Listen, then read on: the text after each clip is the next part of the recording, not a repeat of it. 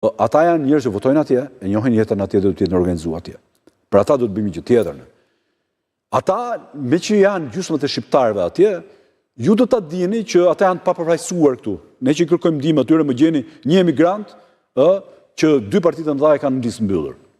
Do të tregojnë ty se sa butafori është e gjithë kjo histori. Nuk ka asnjë emigrant në listën e mbyllur.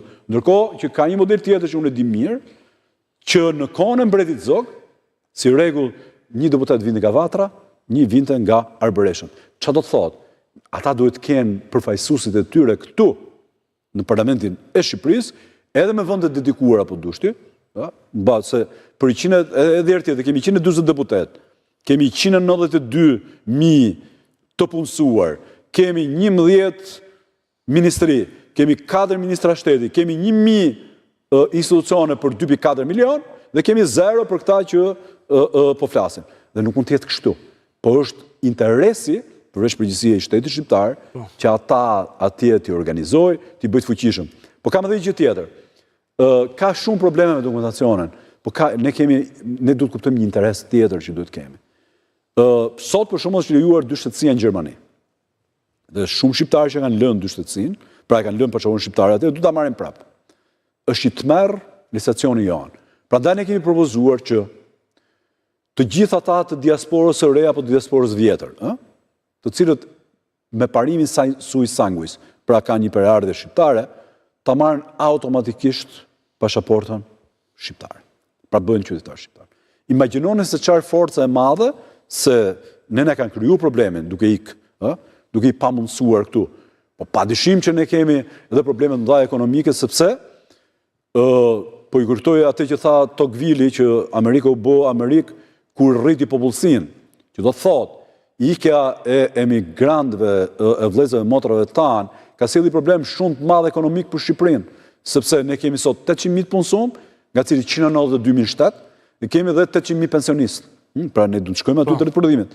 Dhe ne duhet gjejmë mënyra që jo vetëm t'i bëjmë ata atraktiv, po mos shkojmë gjejmë investitorë nëpër gjithë botën, edhe në çdo cep të globit kur ata janë sot me rrugtim prej 3 dekadash, kanë para, kanë financa, kanë njohuri, kanë dieni dhe t'i drejtohemi atyre.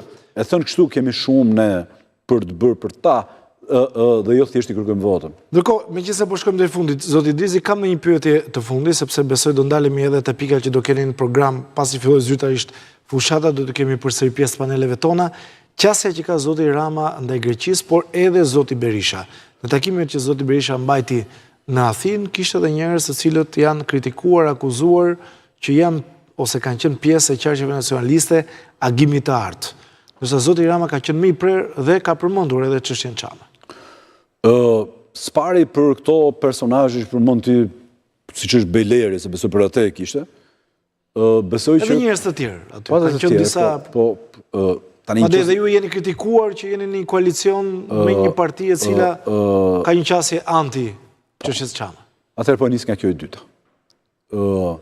Spari më duhet të theksoj që unë nuk e jap kënaqësinë kërkujt që e do podiun dhe çështën Çama jashtë parlamentit. Pra të ikja nga çdo koalicion dhe dinim vetëm, kemi marrë 12.500 vota në 2017. Në kohën që ne ishim me PD-n, 2017 PD-ja ishte me PS-n. E mbani mend apo jo, dhe qeverinë e përbashkët në muajin zgjedhor. 17 maj. Me 17 maj. Madje u turrën të 2 palët që ta merrin mandatin në PD-u, se ne kemi edhe problemin tjetër me këtë kodin zgjedhor që na mburrën këta, se populli voton, parimi së rinisë, populli voton këta 2 numërojnë. PD-ja me PS-n, dhe pastaj na kërkojnë e tjerëve. Dhe ishte pamundur për të nxjerrë mandat. Ose na e pamundsuan.